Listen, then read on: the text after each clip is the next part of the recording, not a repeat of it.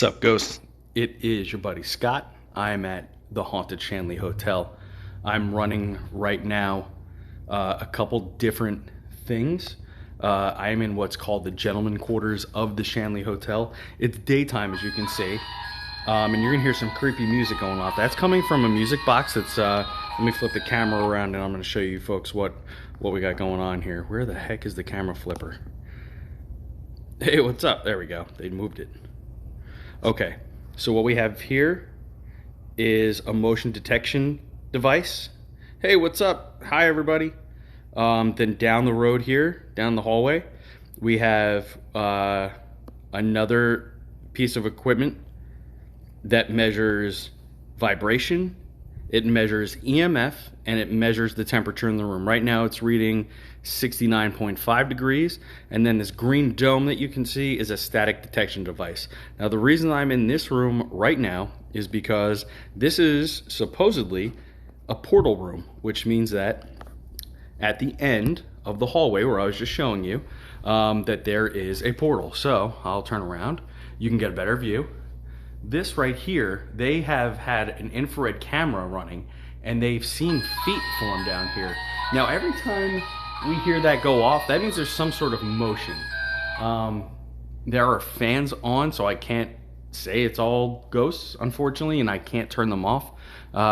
You take a walk with me. Let's take a walk. Hi there. Hi from California. Hi from, I'm in New York right now at one of my favorite locations. Let's see if we can turn off.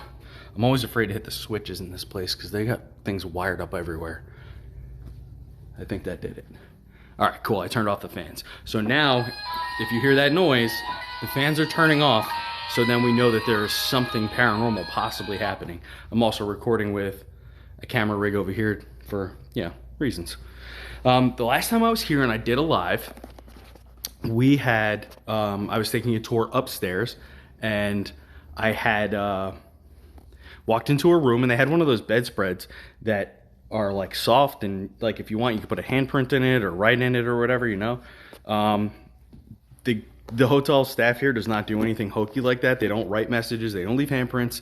Anything captured here at this hotel is very authentic. So I was doing a live, and I walked into the room known as Marguerite's room, and I opened up the door, and I looked inside, and written on the bedspread, pardon my language, it said, fuck you and suck it. And I know for a fact, I'm very good friends with the hotel staff here. They don't do that. That's not a part of the experience here. They want everything to be authentic. So that was really wild when that happened. This is where I slept last night. This is my favorite bed in the joint. It's a little dark. I apologize, but we're trying to keep it a little bit dark for the reason of the video. So we're just going to hang out, and we're going to see if we can get any paranormal stuff to happen. Now that the fans are off, we're going to say, we're going to talk. Here in the gentlemen's quarters, there used to be like gambling and fighting, and this would be like an army barracks room for a while as well. And then this wall that's here, there used to actually be no wall there, and there was a bowling alley, a 2-lane bowling alley attached to the end of the building over on this side. So this was like a real like recreational type of area, but it was only for men. So if a woman would come in here, even investigators now, they catch a lot of flack from who's ever in here. So we hang out in here, and we try to get a little bit of information out of them, and we try to get them to manifest if they can. And it's just really interesting. Yeah, thanks for joining me. I appreciate it. Hey there. Oh, she says, fresh spirits. They are. And they can be very fresh here. They're very territorial. Upstairs above me is what they call the brothel. You know what that is, right? A bordello for the ladies of the night. They're very nice. And last night we were getting a lot of good stuff. I tried to do a live last night, but the connection just kept being terrible for some reason. There was a lot of rain, and I'm kind of out in the boonies in Napanoch, New York, so the cell service isn't always the best. But I'm really happy. It's really good right now, so we're taking advantage. So far, I haven't had anything in here happen that I couldn't explain. So how many of you folks have been to a haunted hotel, or how many of you would go into a haunted hotel and be a part of an investigation? And if you would do that, would you sleep in the room where you were investigating? And that's what a lot of people are doing today. They're putting their money where their mouth is. They're sleeping in the very rooms that we're investigating. I slept in here all alone last night, and I'll be sleeping in here all alone tonight. Again, right in this dark corner over here. If there are any spirits or ghosts here that would like to come and manifest themselves, we'd like to hear from you. I have a couple folks here watching me. I know you all know that this is a cell phone by now, and it has a camera on it. And we're not asking you to perform any circus tricks or anything like that. We just want to know if you can maybe light up my static dome or make the music box go off to just show us that you're here. Ghost hunting is kind of boring sometimes, but it needs to be done. So let's see. Christy says, I never have, but I would love to. Well, Christy, I suggest that you do it. It's a lot of fun. And, along with learning about ghosts and spirits and all that, a lot of times you learn a lot about history. Right up here in Napanoch, New York, Thomas Edison spent a lot of time up here fishing. So we learned that. There's actually, and this is not history, but that way, behind my shoulder, there's a maximum security prison about a half a mile from here. Kind of scary, right? But Ronnie DeFeo, famously of the Amityville Horror House, the man who slaughtered his entire family while they were sleeping, he was housed until the day he died in the jail that's right behind us, about a half a mile behind us. It's really funny the way this town's set up. It's this main street that we're on, the hotel, then a Walmart, of course, like a stone throw away, and then in the distance of that, about a half a mile, is the maximum security prison, and one of the most famous murderers ever. Part of one of the most notorious haunted home cases in the world, and he ended up a half a mile away from one of the most haunted hotels in the world. So, there's no coincidences in the world. There's some reason the universe has that set up, because there's a lot of maximum security prisons on the East Coast. He didn't have to go there, but that's where he ended up. Would love to have the patience to have, I've seen sometimes. Yeah, it takes a lot of time, and we do a lot of talking and BSing back and forth while we're investigating, sort of like what we're doing right now. Oh, you were just at the Creeper Gallery. That's really awesome. I haven't made it out there yet. One of these days I'll get out there. It's about the same amount of drive from where I live to the Creeper Gallery in Pennsylvania as it is to here in New York to the Shanley. The only difference is when I get here I can sleep here. Hey, everybody who's joining in, welcome. I'm Scott from Scotty the NJMedium.com. We're doing a paranormal investigation right here at the Shanley. Later on, I'm going to be doing a seance. We're going to be doing some spirit communication through radios and stuff. We have some really amazing people here who know what they're talking about when it comes to that. And it's really nice. And it's not just them putting the radio up like on Ghost Adventures with the SB7 spirit box where it's like and it makes all that crazy noise that nobody likes. These are folks that have a dead silent radio. It basically, from what I understand, is at such a high frequency of radio that they're trying to pick up that it's completely silent, and there is no radio chatter from the FM or AM band. So when something comes through the radio, it is more likely to be paranormal, which I never heard of that before, and it's called like the European style. And it's really cool. Hopefully before they leave later on tonight, I'll be able to make a little video with them and introduce you to them and send you to their website. And you can, if you're interested in the paranormal and using a device to communicate, that's where I would start. It's very, very interesting. It's very interesting stuff. And they did a little bit of it last night, and we were getting a lot of really great responses. And it's nice to have people that are very well educated on how the radio works, the radio frequencies, all of the things that go into it. It's not so often that you find that kind of stuff. People just want to just join in and start paranormal investigating, which is great because we need enthusiasts, and sometimes enthusiasts get so enthusiastic they become experts, or as close to an expert as you could possibly be, I suppose, which is really great, and that's what we need more of. Hey, if there are any spirits in here, if you would like to talk, I would love to hear you. You can speak. I'll be able to hear you nice and clearly. If you'd like to work on the static dome over there, that would be really awesome. Or maybe you can step in front of my red coffin device that's sitting over here. It's a motion detector. I know you've seen it plenty of times here. It would be really great if you can just show that you're here. If you want to talk or maybe jump on a bed, that would be cool. Because we have this gray device that's over here with the orange numbers on it. That can that'll light up if you touch it or if you jump near it. One of the misnomers that we like to dispel in the paranormal is that you can only ghost hunt during the nighttime, and that's not true. You can ghost hunt any time. The paranormal world does not have time. It's not linear like we have, where it's back and forth and forward and back. It is a circle. It's always and never. It's a very interesting concept, and I don't suggest you have spend too much time thinking about it unless you really want to get philosophical, because it's a deep subject. But basically, the daytime, whether the sun is up or not, does not matter to spirits. If you start to have things happen, it's great to grab your phone and start recording the things, because, again, stuff happens during the daytime.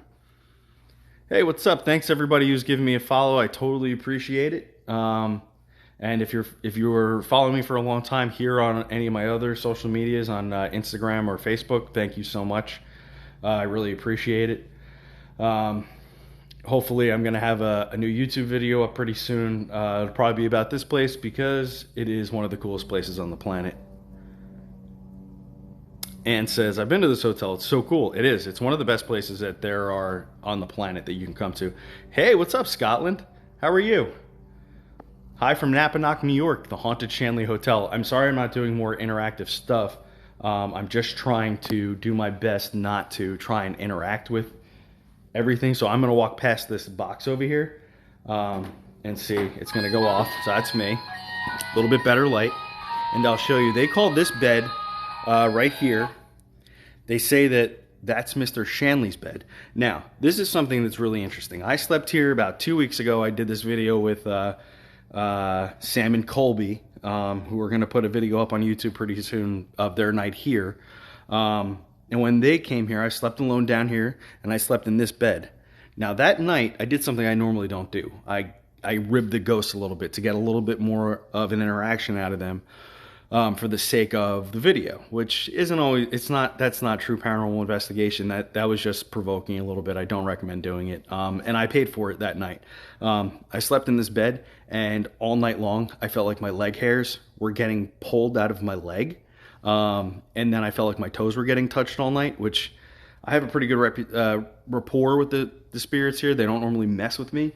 But that night, I had it coming. So that's what they did. And I slept right here in this bed, hoping that Mr. Shanley would keep me safe. But it didn't work. For all I know, it could have been him doing it. So what we're waiting for here is we have the device here, which is a static dome detector. So basically that measures like when you get your clothes out of the dryer and they're all clingy if you didn't put a dryer sheet in there. That, if you held that up to your clothes, that has a bunch of LEDs that would light up all the way around it, and it would show you the static electricity. And that's different from this device that's over here. It has an EMF detector on it, which is like if we put it up against an outlet or maybe the air conditioner over here, when it's on, it would light up and show us that there is electromagnetic field coming from that electronic device, which is what it's for. But it also has something called the geophone on it, which means that, I'll show you. So if quiet music box. So with this machine, if somebody was telling us that there were footsteps in their hallway, we would set this machine up, and you could see it just lit up a little bit. So if they were like, hey, we have footsteps, we would set this up in that particular area with a camera on it and leave it. And then if we heard footsteps anywhere in that hallway, we would go back and review the timestamp and look to see if this lit up at all. Because then we could see that there was a physical interaction with the floor, and it wasn't just the sound that was generated.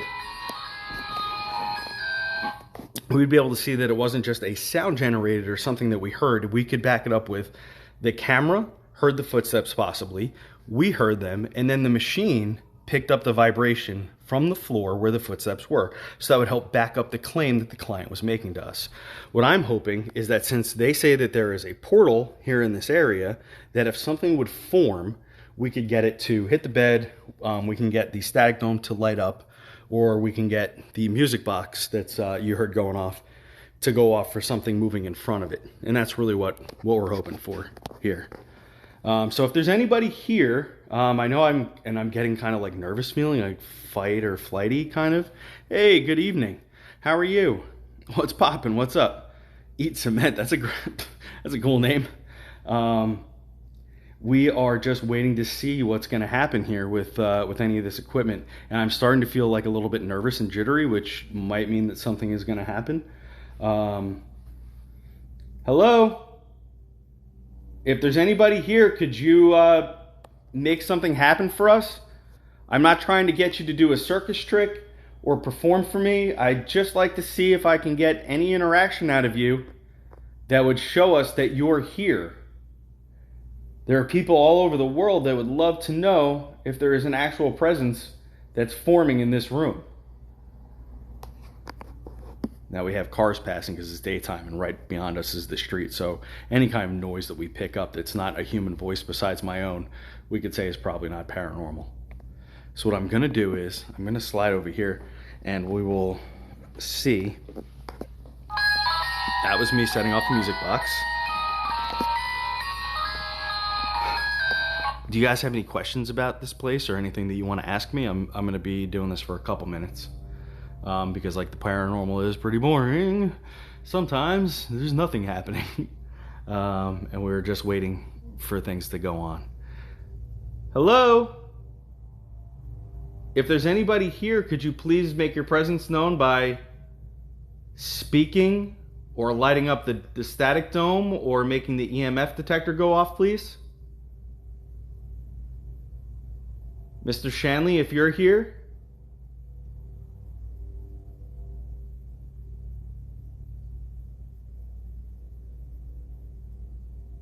Maybe you can make the room get colder and change the temperature on our thermometer over there. Hey, what's up, Stone Ridge, New York? Oh, sure. Eat Cement says, I came in late. Could you tell me what you're looking for again? Sure. So I'm going to flip the camera over real quick. Let's see here. Flip the camera. So basically what we're looking for here is in this area right here, they have captured with an infrared camera feet forming at the bottom of the floor. It's said that there is some sort of portal that is in this area. So what I've done is I set up this machine over here, which measures the temperature, it measures vibration, and it measures electromagnetic field. So if any of those things disrupt around that machine, it'll show us in lights. This green thing is a static dome by vortexghostgear.com. You can check them out. That measures static electricity. So we don't really know in the paranormal what a ghost or a portal like might generate as. So we use different kinds of devices that measure different ways in order to see if there's any kind of reaction that will bring us some sort of evidence that there's something happening. And along with that, I had this really neat little coffin looking thing here. And that has a sensor on the front. That white thing on the front is a sensor, and it shows if there's any movement in front of it. So if you hear that going off and I'm not moving or claiming it, then we know that something in front of us has turned on. Now, since I've walked in this room, I've turned off the air condition and the fans are off. So there's no movement in this room besides myself. So if anything happens, it should be because there is something happening. I am in Napanoch, New York at the haunted Shanley Hotel. If you want to stay a night here, let me tell you a little bit about how this place works. It's really great. This hotel, first off, the first night that I was in this hotel ever was several years ago. I walked in late, my group was already here doing their thing, and within about a half hour, I caught an EVP, but it was also a disembodied voice. Disembodied voice simply means that I heard something talk to me in my ear physically so loud that I thought it was a human being. That you can check out on my YouTube channel. It's at ScottyTheNJMedium.com or Scotty the NJ Medium on YouTube, or you can just go to YouTube and type in the Very Haunted Shanley Hotel, and you'll see my face. And then you can watch that vlog, and you can decide for yourself. I mean, a lot of really interesting things happen, and I was immediately hooked here. Hi, everybody. Hey, what's up, Joe Brown? Nice to see you there. Do you feel 100% sitting there safe waiting for something to happen? Yes. I actually slept in here alone last night. I was trying to show everybody where I was sleeping last night. You still may not be able to see it, but I slept in that bed beyond the camera over there. I slept in that bed alone, and then I slept in this bed alone the last time. I feel completely safe here, even though some strange things do happen from time to time. I was telling everybody that the last time that I was here, I provoked the spirits a little bit because we were doing a video with Sam and Colby from YouTube, and I was doing a little bit of provoking to get, some more things to happen, which I normally don't do. And when I was sleeping in this bed over here, I was getting my leg hairs pulled, I was getting my toes touched, and that's very annoying. And even though I do this a lot, and I say, you can see in my screen name, I say that I am a medium, it still is a human being very unnerving. And I can't say that I'm not afraid all the time. Right now I feel very safe, even though I'm the only person on this floor. Everybody else is in a different part of the hotel doing something else, which is why I picked here, because I wanted a little bit of alone time to talk to you folks and show you kind of what we do here. Yeah, Faye says they aren't going to bother you if you don't bother them, which is usually my thing here. I come in, I'm very respectful and very nice. Now, if you wanted to stay here, this is the Shanley Hotel, not the Stanley like the movie, that the Overlook Hotel from The Shining. This is the Shanley, Shanley, and it's in Napanoch, New York. You can rent a room here, I think Sunday through Thursday, and it's not a room. You can rent the entire hotel, which has, I think, something like 35 rooms in it. You can rent it for, it's $600 Sunday through Thursday, and they call it the friends and family deal. And what happens is you rent the hotel for $600. Now, it might sound like a lot of money, but you can invite 20 friends, and you can bring whatever equipment you want, and there's beds for everybody. In the room I'm sitting in right now, there's 1, 2, 3, 4, 5 beds. Then they have 3 beds upstairs in 3 separate rooms. Then they have separate rooms all throughout the rest of the hotel where you can sleep, so you can have privacy and all that kind of stuff. But if you're just coming to ghost hunt, you can't beat that. So if you got 10 friends at $600, that's $60 a piece for a night of some paranormal amazingness, which is how I did it the first time I came here. Then we went, then I kept coming, and then they started inviting me to host events, and now you can hire me extra if you want to come here, and I'll come and give you gallery readings before we ghost hunt, and then I stay with you the entire night ghost hunting, and I do not go to sleep until the last guest goes to sleep. So that means that if you have a friend that stays up till 5 or 6 a.m. in the morning, I'm staying up with them until 5 or 6 a.m. in the morning, whether it's just talking or ghost hunting or whatever it is that I'm here for you. It's a lot of fun.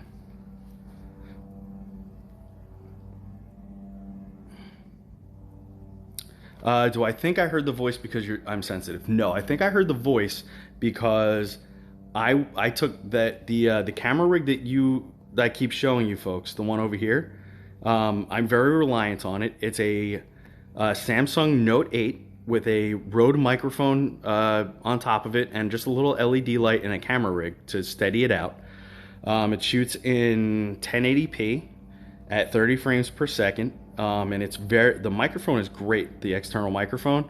And I think that I heard the voice because downstairs in the basement where I captured it, I scrolled across a sign that was handwritten on a door, and it said, "Do not enter." And as I scrolled past the door for my vlog, I heard it. It said, "Do not enter."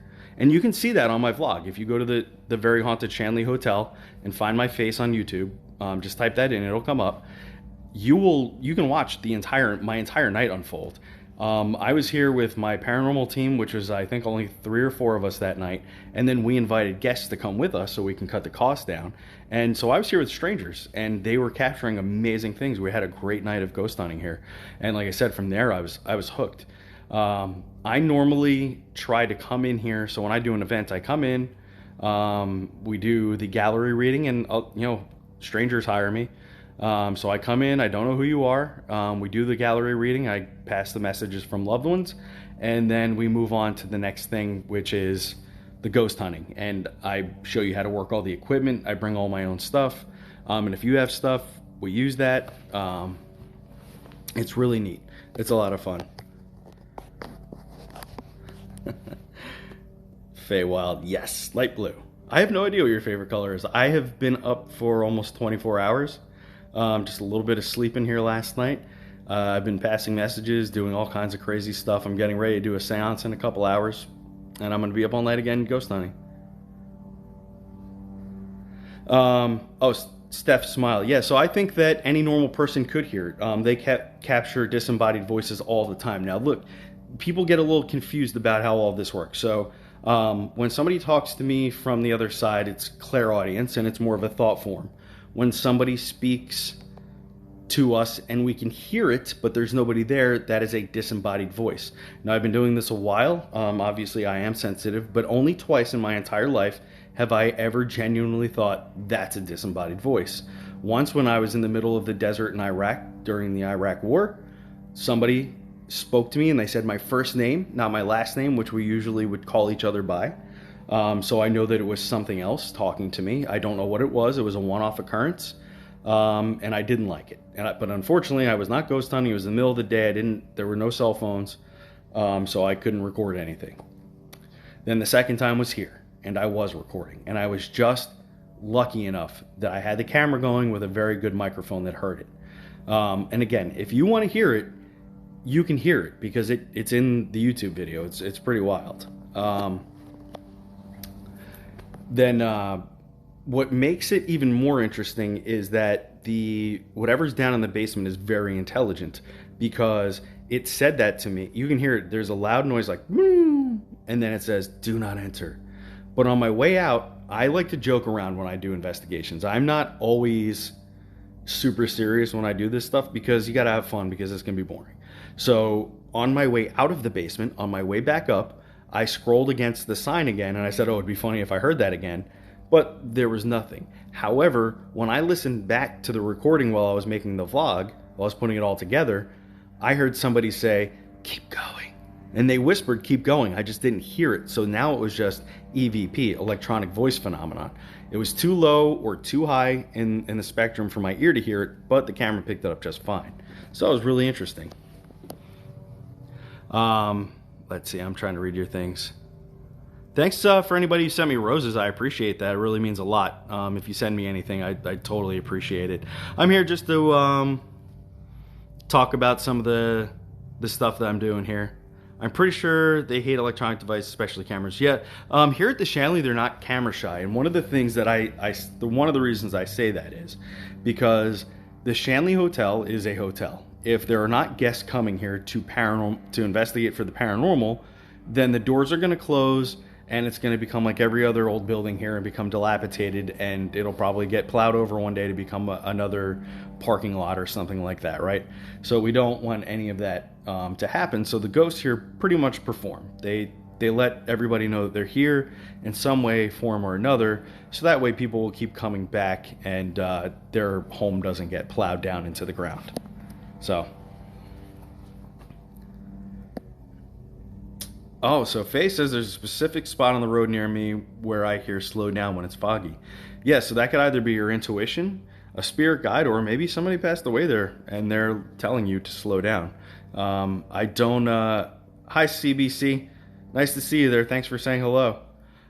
So, that's where the paranormal investigation comes from. When people talk to me, it's very important that I tell them all the time that I'm not just, because I say I'm a medium, that I'm just all in and I'm right and that's it and that's all there is. I'm very skeptical of everything. So I do what is called evidentiary mediumship, which means that we make sure that when I say something, I be as clear as possible about what I'm talking about. And the person who I'm speaking to should be able to specifically back up what I'm talking about. And I'll give you an example of something that happened last night. I'm going to answer some questions here. Do you ever pick up EVPs picked up on audio clairaudiently too? I have not, but that's not an experiment that I've tried before, but it's a good idea. I should try it. I think that's great.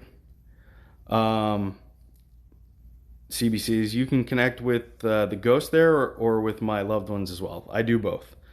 I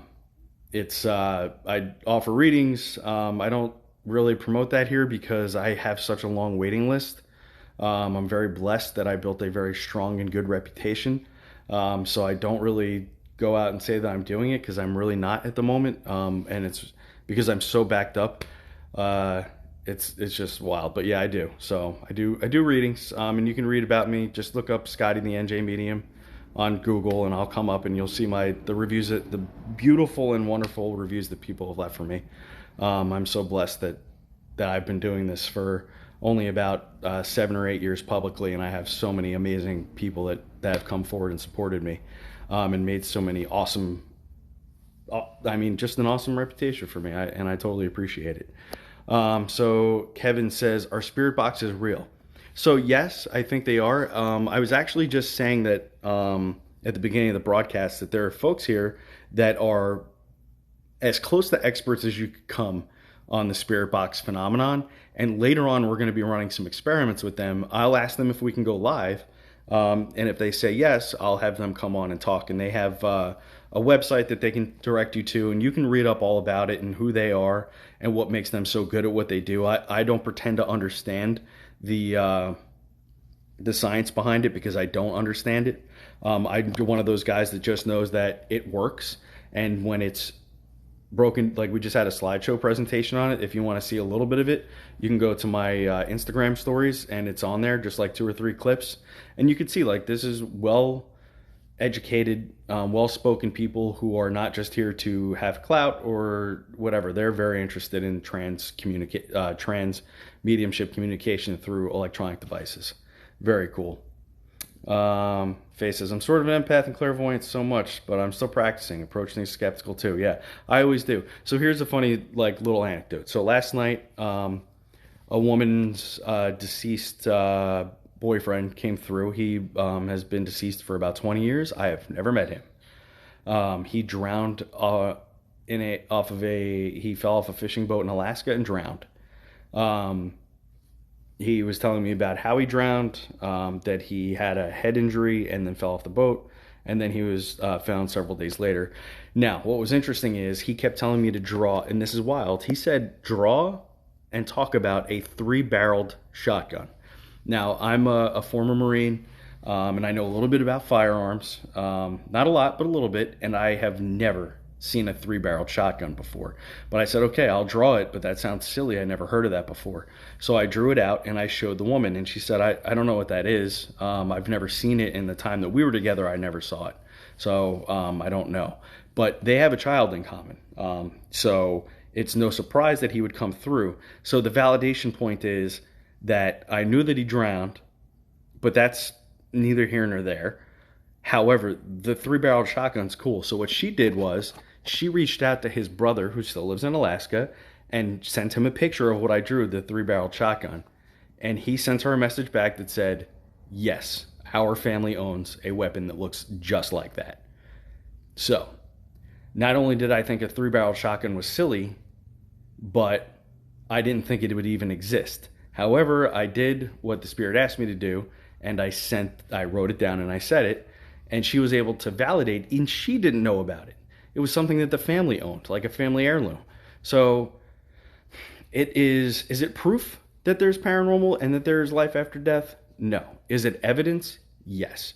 So that's why I call myself an evidentiary medium, because if there are things on the other side that are talking to us, they certainly have an interesting way of coming through and speaking to me. And I really, really love doing that for people. But not only for their edification, but I'm also a human being just like everybody else. I want there to be something after this. I want there to be a feeling of love and hope and strength and light when this is all done. So even though we dive a little bit into the dark stuff and we talk to maybe entities and all that stuff, it's only a way to sort of push things forward in a way to understand that when we pass, there's more. Now, I have a strong faith in my religion, so I believe that there is something, and I don't need to do this in order to prove that, but it is something that I feel like has been gifted upon me, and I should be doing it at least to help other people. I'm not, I don't push religion into what I do at all. As a matter of fact, I try to push more science into it if I can. It's really neat. Yeah, so I would, yeah, we can feel if somebody sat on the other side. Hello, Lester Elwood. Hello in Virginia Beach. It's nice to see you there. I really appreciate everybody who's giving me a follow. Thank you so much. Um, yeah, I will go over it in the next couple days. I actually have a couple different films that I have to go over now, and I'll put it all together and see if we can make something of it. Um, yeah, so thanks so much. Right now, all the equipment's being very quiet, even though I'm in here talking about ghosts and spirits and paranormal. Sometimes that gets them going. Seems like not at this moment, but that doesn't mean that in 6 hours from now that things something that's not gonna be going on.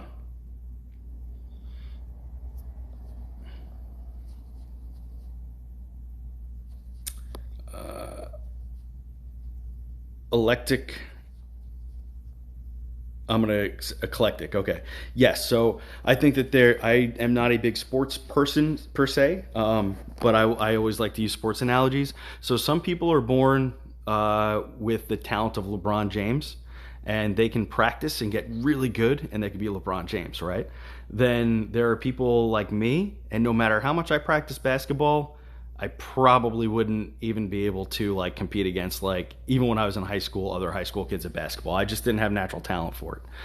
So it's the same way with psychic abilities. I believe some of us are very well genetically set up for it for some reason, and we can connect easily. Some people have to work at it really hard, but on some level, everybody has the ability to do this.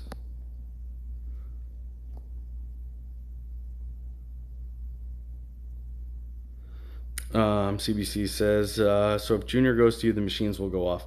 I don't think that's necessarily how it works. I always tell people that I don't think spirit really interacts with the machine. So spirit are people who are crossed over. They are in whatever, I'm going to use the word heaven because I don't have a better word in my vocabulary, that dimension that exists beyond this. They go there, they briefly visit us, give us our messages that we need, and then they go back. Ghosts, however, are kind of stuck here, and they are very good at interacting with things because they haven't quite left this plane of existence.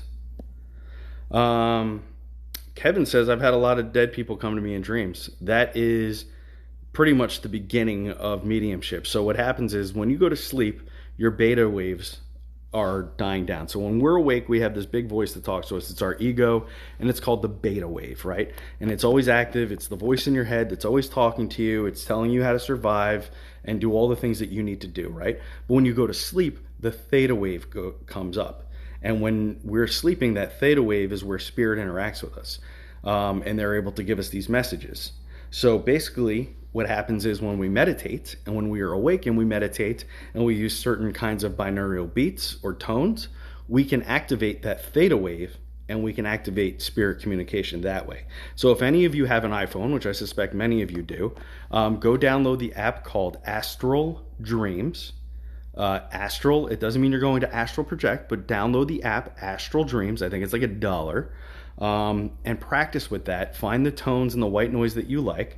And I promise you that if you have a natural ability to do this, that will help you get very far as long as you practice.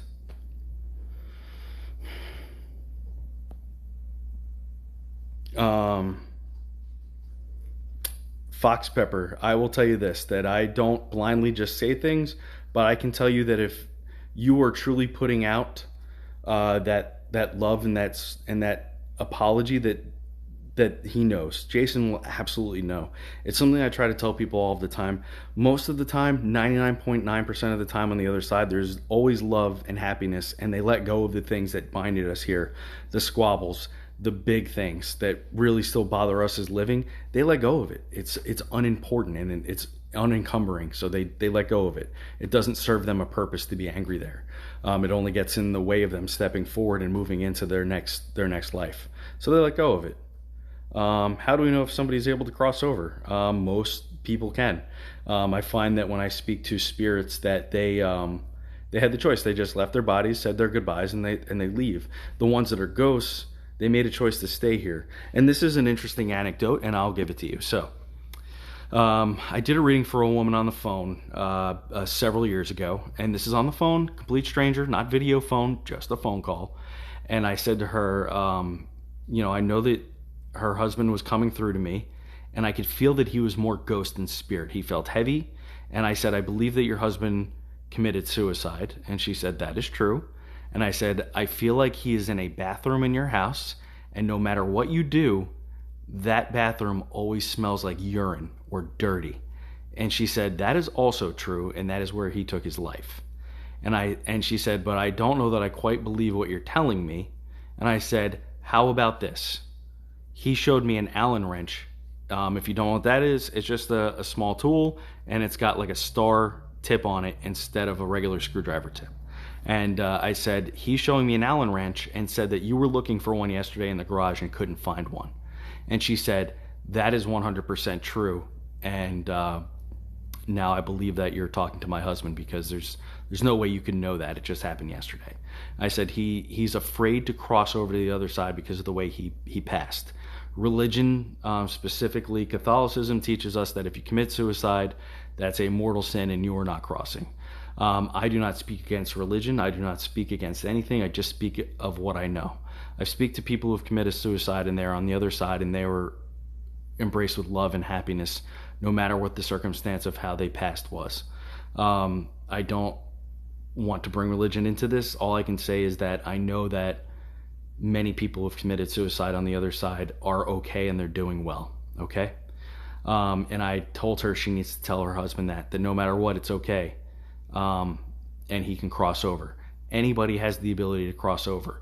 Now, once they get there, they may have a lesson to learn and something that they need to figure out, that they didn't work on enough here, or they were unable to. There's zero judgment from me.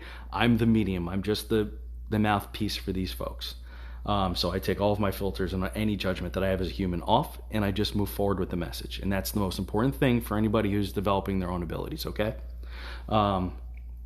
So the long answer is that. The short answer is everybody has the ability to cross over, no matter who they are, okay? Melissa says, why would they choose not to cross over? So again, many people believe due to their teachings here on earth that if they did something terrible, that they are not going to cross over and they might go somewhere else that's terrible. I don't subscribe to that 100%, but I do say that if you are a horrible human being and you have caused atrocities, that you will probably create your own hell when you cross. And that's where you're going to go and pay for your sins or pay for your trouble that you caused here to other people who are on their journey. The other day I posted something on Instagram, and I said that it is important that if you are on a journey that you go as easily as possible. If other people are on their journey and you can help them, be the current in the river and pick them up and help them. It is very important to never be the stone in somebody else's current and stop them from moving in a positive and forward direction. So if you feel that anything in life, it doesn't have to be spiritual, if you're on a positive path, continue on that path. And if you see somebody else that's on the same path, they're not your competition. They're somebody that you should be helping. Pick them up and take them with you. If they become a stone in your way, then you have to explain to them that you can't help them anymore and you've brought them as far as you possibly can. But it is not your job to be the stone in somebody else's river. Everybody should be flowing in a nice, smooth path. And that's where we run into trouble on social media, because we all have different values and things that were taught to us.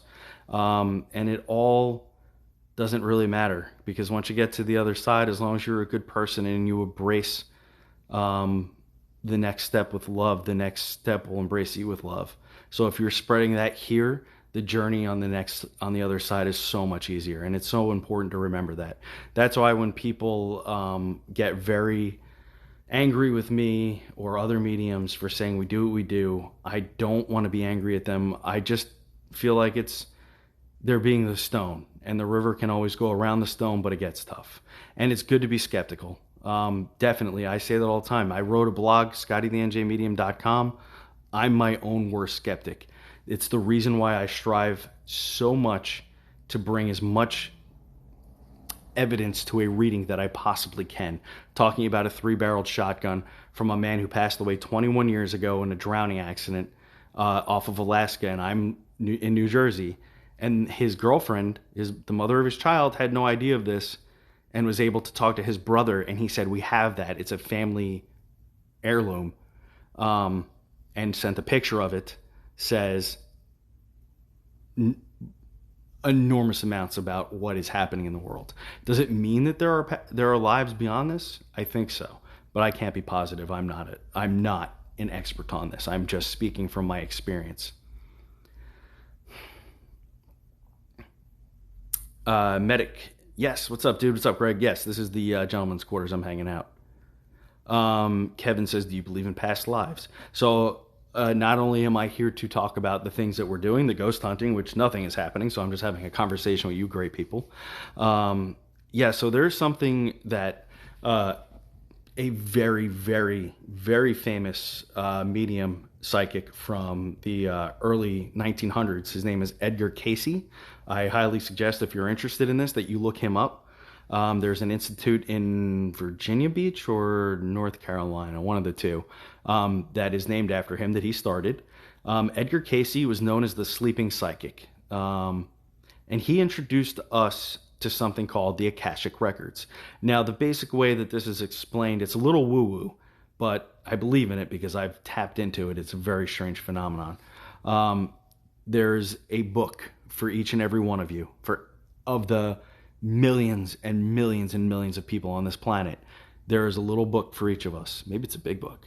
And it has everything from our past, now, and future written into it, okay? And it shows us where our soul has been, where we are now, and where we're going. And if you find the right person that can tap into the Akashic Records, then you will find that you will be able to understand yourself a little bit better. It's a fantastic thing. So look up Edgar Cayce. Akashic is AKASHIC. Akashic Records. Look it up. It's very fascinating. Even if you don't believe in all of this stuff, and that's a little woo-woo for you, it's still a fantastic read. And I'll tell you a little bit about Edgar Cayce really quick. This man got very sick as a young child. He came down with yellow fever, I believe. He went mute for many years. He wouldn't speak. Then he did start to come around and start to speak again. The doctors thought it was a miracle because he was on the brink of death for several days. Then when he came back is when he was mute. He stayed that way for a while. And then he realized that he had a very interesting ability also after this fever. He would take school textbooks, boring textbooks, and he would put them underneath his pillow. And when he'd wake up, he'd have absorbed the information from the textbook. That's how the story goes. Now, what Edgar Cayce had done was he was starting to make a name for himself as a very good psychic and medical intuitive. So he would be able to look at somebody and say, this is what's wrong with you, get diagnosed and see a doctor, blah, all that stuff, right? So Edgar Cayce, of course, once, especially back then when none of this is really accepted, people start calling him out. And they say, you're full of crap. That's not real. It doesn't happen. You're tricking people. It sounds familiar, right? The normal stuff that we hear today. So they go ahead and they have skeptics come out, and they basically ruin this poor guy's life. They're like, you're full of shit. We're going to prove it. And he gets driven off. So he returns to photography, something that he studied and he knows. So he makes a living doing photography. He married a woman who was, I believe, pretty wealthy. But even her family shunned him and her. So they lost that. And he lost some children. It was terrible. It was a hard life for him. But through his spirituality and his gift, he persevered and made things better for other people. And he paved a way. He would do hundreds of readings a week. And the way he would work is he would lay down on a couch in his office, people would come and he would put himself into a trance, and people would ask him questions, and he would allegedly I wasn't there, allegedly unconsciously give readings to these people, and they would talk about all kinds of stuff, and he would give them medical advice. Although he wasn't a doctor, he had a very interesting gift, and that's how he basically lived his life. And then he started his institute, and it's grown from there. It's really amazing. Yeah, those gifts are always a blessing and a curse. Believe me, I know. Mary, hey, how are you? So you were created with a purpose and loved by God. I agree. So in the Bible, it says that man and woman is created in God's image. So you don't have to tell me. Here you go. Here's my cross. I love God. I was an altar boy as a young man. I like going to church. I've made all of my sacraments up until my last rites when I pass and leave this earth. I love God, and God created us in his image, according to the Catholic Bible, right? So he gave me the ability to do what I do, and to help people. As a matter of fact, through what I do, I've even been able to donate to children's cancer funds, which is huge because speaking to people who have lost their children, I'm going to like cry because it's so sad. Like, these people lost their children to cancer at a very young age, and I'm blessed to have all three of my kids happy and healthy as of right now. So that was something that was very important to me. And I use my work to help spread love and awareness of childhood cancer. So if you have the opportunity, please go visit live, like a unicorn.com. And if you want to donate a couple dollars to their cause, I would greatly appreciate that. It would mean the world. So please don't come at me with any of that kind of religion stuff, because I love God and God loves me, and he would not give me the ability to do this and spread so much love and happiness to other people if it was wrong. Okay.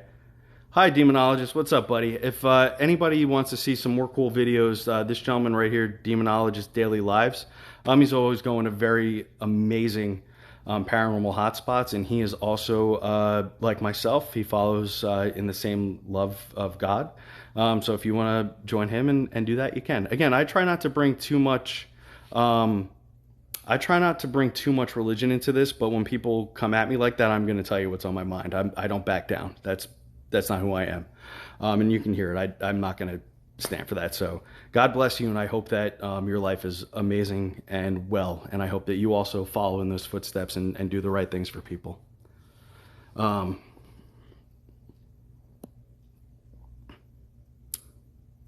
I just try to do the best that I can with what I have.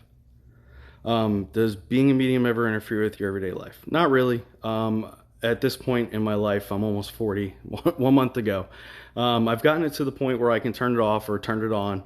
And the only interference that ever really comes is, sometimes I'll be at a restaurant or something and somebody from the other side will talk to me. And, I try not to do the Long Island medium thing and talk to people, but, once in a while you do it. But no, it doesn't interfere. I have a very normal day-to-day life. I'm a dad. I have a job. I like to watch television like everybody else and hang out. So it's not always this.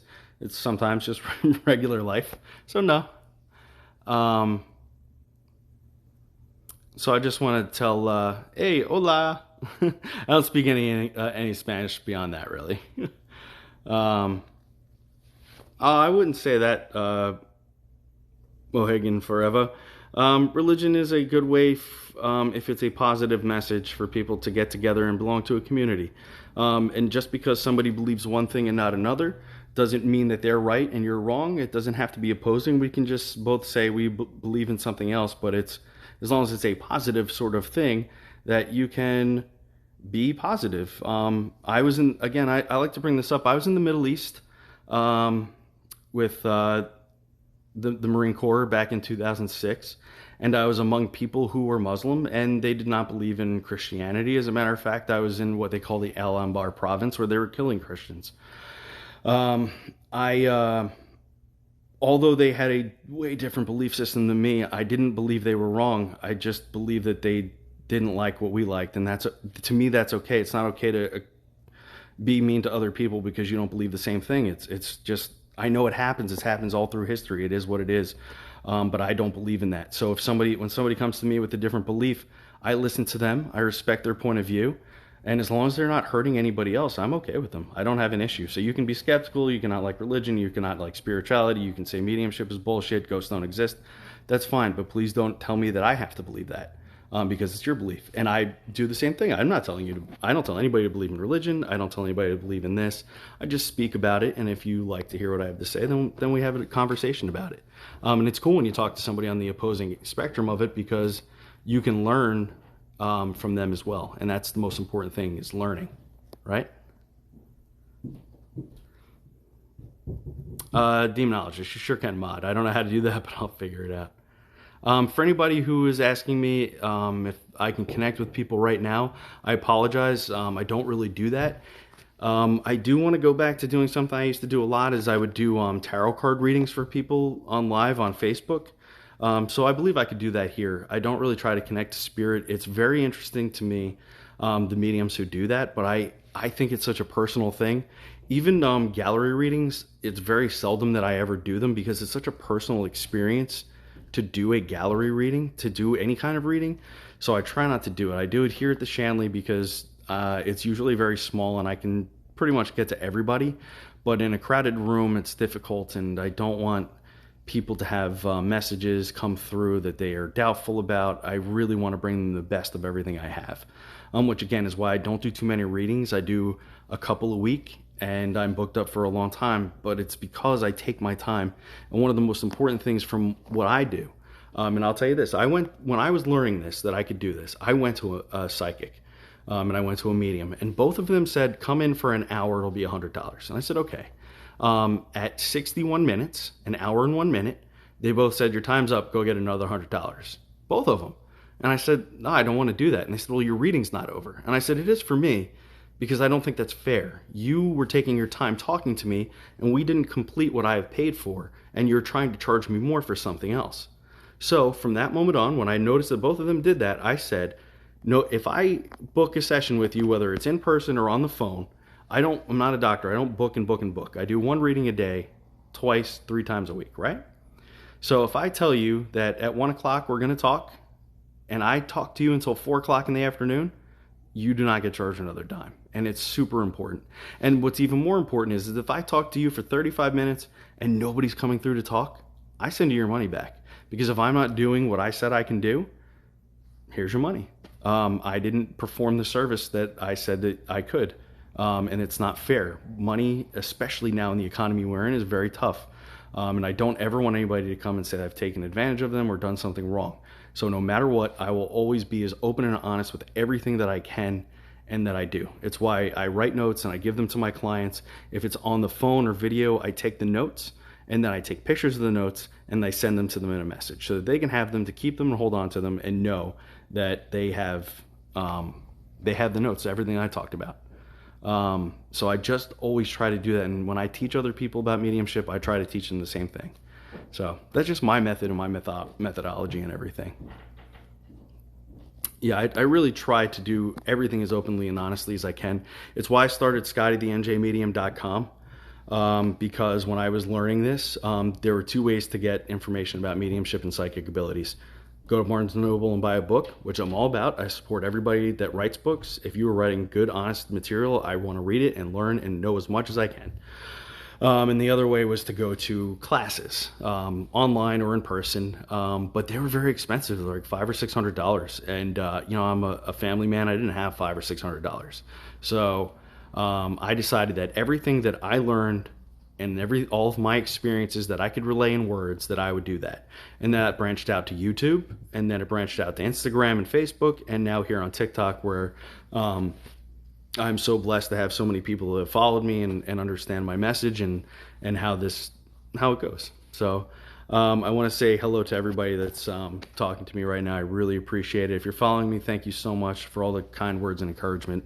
Again, I'm not somebody who takes what I do lightly, and it's really again a blessing, and I love doing it, and I just can't wait. I hope I can live to 100 years old, and maybe when I'm retired from my regular job, I can just do this all the time and bring it and go to different locations and meet everybody and talk to them and inspire them to do better. and be better, and not be the stone in the river as I had thought of it. Hi there, Rose. Thanks for following me. I totally appreciate it. It means the world to me. Anybody who has been following me for a long time, thank you so much. If you just found me on TikTok, thank you so much for following me. I really appreciate it. Hi from Alabama. How are you? Hi, I'm glad to meet you as well. So the one thing that I always just say is that we all have these very unique experiences to us, but overall, when we talk to each other, we have a lot of the same experiences.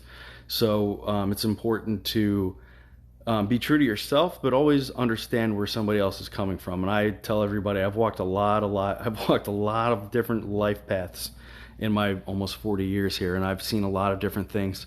I went from being an orphan that lived in a shack in West Virginia with a dirt floor, with people who did not care about me, to being blessed enough to be adopted into a family where my dad, who adopted me, worked on Wall Street and was very motivated to do well in the world. But he always taught me to do the right thing and do the best that I could, and help other people. So he taught me, and my mom as well, taught me these very positive things that have stuck with me, and they instilled in good values. And even when I was doing the wrong thing growing up, they never disowned me. They never kicked me out. They never, even as rotten or mean, as angsty as I ever was, they never were like, we've had enough of you. And I wasn't even their actual kid by blood. They adopted me, and I was so blessed and lucky. And now that I'm 40, I see it so much better than I did when I was a kid. Hi from West Virginia. I was just talking about that place. So, like I said, I went from being an orphan in a shed with a dirt floor to a beautiful life here in New Jersey. I had my first child when I was just 18. I wasn't even out of high school yet. I had to grow up and be a man for being a man when I wasn't. I joined the military. I've done all kinds of different work in between. And that has led me to so many different life experiences and doing things that just saying yes to stuff. You ever see the movie Yes Man with Jim Carrey? And he's always like, yes, yes, yes, yes. That was me for so long, and it still is me. And it leads me into bigger and better things. And I always tell that to people. When you start saying yes to the right things and being positive and being helpful, you will find yourself in amazing places. I've been able to be on television for this. Recently, like I said, I was blessed by being included in a YouTube filming for a channel that has 5 million viewers. I have another TV thing coming up pretty soon. And TV doesn't mean you're blessed or anything like that, but it's an opportunity for me, and I really love doing it. I love being on camera. I love telling a story. I love interacting with people and talking to people who are super interested in this like I am. So for me, that's a blessing. And every time I say yes to something, it gets me something more and more positive. So, yeah, hi, Bell Pepper. I like your name. It has been incredible. I always say I'm kind of like Forrest Gump. I just kept happening into things by saying yes. Kevin says, what do you think of the Warrens in the movie The Conjuring? So it's interesting. One of my partners on my paranormal team, his name is Brian. He is actually on the Warrens team. I don't believe that he got to work with Ed and Lorraine, but he is good friends with their daughter and the gentleman who runs the team. I believe that they did their best in everything that they did. I believe that the movies over-exaggerated a lot, and some of it was under-exaggerated. Now, something that, again, saying yes to things is very interesting. So one of my very good friends is a guy named Dave, and he's on... it keeps changing. His name's Dave, and I don't want to name drop, but he was on Ghost Nation, works on the Taps team, and I met him. We became friends, and he invited me to a couple things, and then I met the woman Andrea Perrin through him, and she grew up in the Conjuring house. That's where her family lived. She's a Perrin from that house, and she told me the story about growing up there. And as a matter of fact, I think that some of the things that happened in that house were so terrifying that Hollywood couldn't put it out there, so they dumbed it down for us because some of the things were so frightening that she was talking about. Something happened there, for sure. Someday I'll make it out there, and it'll be awesome, and I can't wait for that. So, Oh, demonologist has a rosary from Lorraine. That's awesome. She made it all over the place. As a matter of fact, there was a gentleman here yesterday at the Shanley giving a lecture called his name is Christopher Diacer, and he met the Warrens when he was a young man, and he was involved with them a little bit, and he had an extreme haunting. And one of these videos, hopefully, I'll be able to get him on my podcast, Scotty the Medium versus the Paranormal, which you can find anywhere podcasts are. Plug. And he'll be able to talk about his experience, and maybe some of you folks would love to hear that. I mean, I was inspired. I've seen him on Travel Channel, Sci-Fi Channel. There's a movie about it. It's called The Ghost Boy, and it's just fascinating. And to hear him talk about it is really fascinating. And he grew up from this time in college to now he's a high school teacher, and he's a wonderful person. It was the first time I ever met him, and I was like, this guy is going to be my friend. He's great. Yeah, the movie was very exaggerating. On TikTok, they had the daughter of the current owner showing the house. Yeah, so Andrea Perron's family sold that home a very long time ago. They moved out of there, I think in 1989, I want to say. And it's changed hands a couple times. The people who own it now, from what I understand, are very nice. You can spend a night in the Conjuring house. There's videos all over the place of people recently going there. And it's really cool. So I think that you should check it out. Bell Pepper says, after moving into their house in 2007, we realized it was haunted. Yeah, I'm sure. I always say, though, think about this. The house isn't always haunted. Sometimes it's the people that live there that bring the energy in. So my mom had pointed out one time, she's like, everywhere you go is haunted, right? And I was like, it seems that way. She said, it's probably just you then. And I said, yeah, that's a pretty interesting perspective. It probably is me bringing it in. So I take that perspective now and I say, this hotel is definitely haunted. It has nothing to do with me. It's always been haunted. It probably always will be. But, when you move into a house and things start to happen, our natural energy, our biological energy might interfere with the energy that was there before, and cause things that are haunting. Have you ever experienced the haunting? Yes, and I'll tell you briefly about this. I'm going to make a series of TikTok videos about it, but I'll briefly say this. I lived in Wilmington, North Carolina for a little while when I was in the Marine Corps. My daughter and her mother lived with me briefly in that time, 6 months in a apartment sort of complex. It was a 2-story apartment. There was a living room downstairs with a kitchen, and then upstairs were, I believe, 3 bedrooms and a bathroom. So we lived there, and my daughter was about 7 or 8 at the time, and she said, Dad, this place has weird stuff going on. At nighttime, I can hear talking, and I feel like somebody's like sitting on me sometimes. And I was like, this place isn't haunted. Because I was so involved, and it was about the time I was about ready to get out of the Marine Corps. I was done. So I was not interested in anything besides getting my life together for civilian life again. So I was, this place isn't haunted. Chill out. Like every adult tells their kid, right? So after a couple of occurrences similar to that, my daughter and I were standing in the kitchen. It was like a little galley kitchen. It's very small. Just like there's the window, there's the stove next to it, and then like some countertop area. And there were some oranges laying on the counter. And she was talking to me like this, and I'm looking down at her, and we're talking. And as we're talking, not about ghost stuff or anything, an orange didn't just roll off the counter. It leapt up into the air and then landed on the floor. And she looked at me with her little face, and she was like, I told you there's something going on here, Dad. And I was like, well, there's no denying that. That orange didn't just roll off the counter. It jumped from a dead stop. Something was trying to get our attention. And then from there, something else very interesting happened, which I will make videos about and talk about. It was really crazy. So yeah, man, wild, just like a wild kind of like thing. And she's very sensitive. She herself now is the one I put on here. She is in the Marine Corps now. She's in Okinawa, Japan, doing her thing. So I'm super proud of her. And she asks me questions about this kind of stuff all the time, and hopefully someday I'll be able to bring her into the family business, so to speak, and get her going. And if she wants to pursue it, she can. And if not, that's okay too. That's her life. Demonologist, one of my son's toys came through a port through teleportation in midair. See, that's crazy. That's the kind of thing. That's why we always have to be running our cameras. When we're dealing with something that's paranormal, the cameras are key. Even though I've been sitting in here for, I don't know how long, like probably 45 minutes or so, nothing has happened. It feels very benign in here today. But you never know. The second that you think nothing's going to happen, an orange flies off the counter and your daughter says, "I told you so." So everybody that has kids that are grown and they have their own gifts and they talked about stuff. Again, I don't push what I do on my children if they talk to me about it, because I have two other little kids. My son, when he was about 3 or so, he's 6 now. He once at a traffic light was looking out the window in a daze, and he says, "Dad, the policeman couldn't help him." And I said, "Help who, bud?" He said, "Oh, there's a man. He's got a lot of boo-boos and blood. Policeman couldn't help him." And I was like, holy crap. It was broad daylight too, so I'm looking, I'm like, I don't see anything. But then I looked, and there was a pretty bad traffic accident there probably several years before that.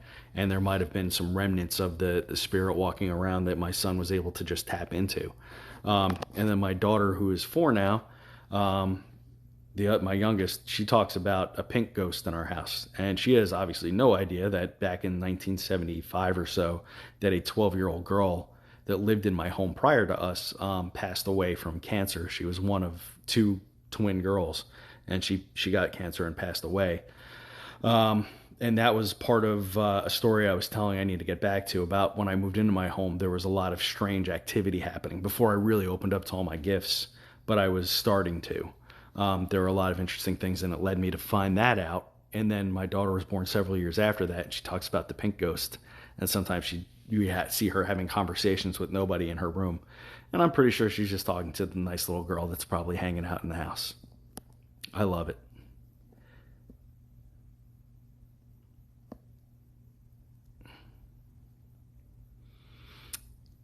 He unalived himself there. Yeah, I just had a case that's rolling through right now in New Jersey, and 2 people have unalived themselves in this home.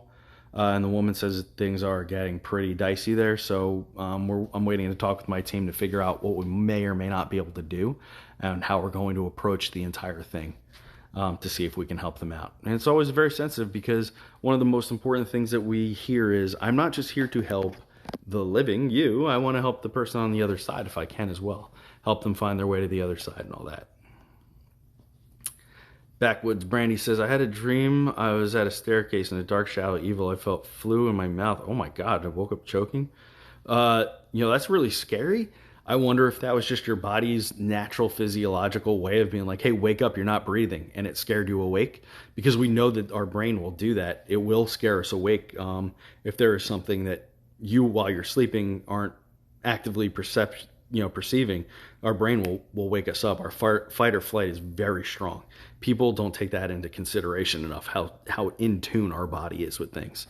So if you were not breathing, that's a huge red sign, red flag. I'm not breathing. So people with sleep apnea, folks, you guys die a lot. I'm one of them. I have to get my little machine going. So basically what will happen is you can have some really prophetic dreams when your brain is running out of oxygen because you're not breathing, and then you get woke up and then you're okay. And I bet you that if you, this is just for people that maybe have sleep apnea, if you are taking the precautions and using the machine, that you wouldn't have really bad nightmares like that. It's just like a suggestion. It's a very logical thought for those folks. Oh, Kenny, I'm so sorry. 12 weeks.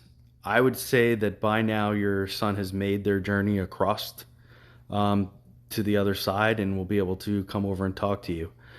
So please be aware that I'm speaking very generally, Kenny, because I'm not doing any tuning in to anybody at this point. But I will tell you that at 12 weeks, you should be able to start to feel your son again. May I say, I'm very sorry for your loss. My heart goes out to anybody who's lost a child. It's very, very unnatural for us to lose our children before we go. And I've seen it so many times in my own family, and it's just heartbreaking. So my heart goes out to you. And if I may say, without offending you, God bless. And yes, I do believe that your son will, if he's not already around you, will be around you very soon. And please take comfort in knowing that he'll be watching and coming through to talk to you. And that goes for everybody. Please just know that, just please know that Spirit, they watch us, they hang out with us, they interact with us. It's just if you're perceptive enough to be a part of it, okay? I know, I'm so sorry to everybody who lost their children. I am so sorry. Please, this is what I tell people when they ask me. Write a note to them and give them permission. Say, I give you permission to come and speak to me in my dream. Or I give you permission to play with the radio in my house. And name them so that you know it's them. Or say, please just show me a sign and write down what you would like the sign to be. Leave me a penny in a strange place. Play your favorite song. Tell me what. Leave a poster of your favorite sports person somewhere where I'll see it. Point it out to me so I know. Okay? And those are ways that you can communicate with them.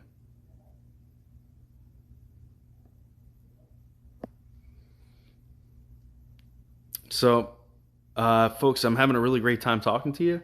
But I can hear that there are people coming back from lunch now, and I think we're going to get started on some more things going on here in the Shanley. I'm going to see if I can get the folks that do all the radio communication to talk with us here live a little bit later. I'd love to do that, but I do need to get back to the group now that they're coming back, and everybody seems to be getting ready to get going again.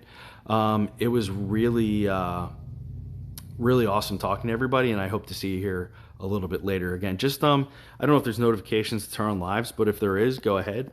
And if I'm live, come on and check it out and we'll talk. And always be doing that, because if I'm not here and I'm doing a live, I will do readings for you. There'll be tarot readings, and sometimes spirit does come through and we talk, okay? But again, I have to be as genuine with you as possible. It doesn't happen a lot, and I don't purposely do it. The spirit communication over the internet, it is so impersonal to me, and I have to make sure that when I'm connecting to your loved one, that you get your message. It is specifically for you, and nobody else can misconstrue it that it is your message and not for them, okay? And that's just my genuine feeling about it. Tarot readings, they're just life readings. They're very easy for me to do, and the tarot card tells the story, and I do get psychic insight with that, and it doesn't seem to be as personal as connecting to a lost loved one, especially a child or a parent, okay? So thank you so much for hanging out with me for the last almost hour. I really appreciate it. If you gave me a follow, thank you. If you sent me a gift, triple thank you. I super appreciate that. Again, I don't ask for anything. I just love talking to all of you and reading all of your messages and positive influences. So for now, let me just say one more time. If you're flowing in a positive direction, keep flowing. If somebody else needs help going in the same direction as you, they're not your competition. Pick them up and help them. And please, whatever you do, don't be the stone in the road that stops the flow of somebody else. We're all here for each other, okay? Have a great rest of your afternoon. Thank you for hanging out with me, and hopefully I'll see you a little bit later. I'll talk to you later.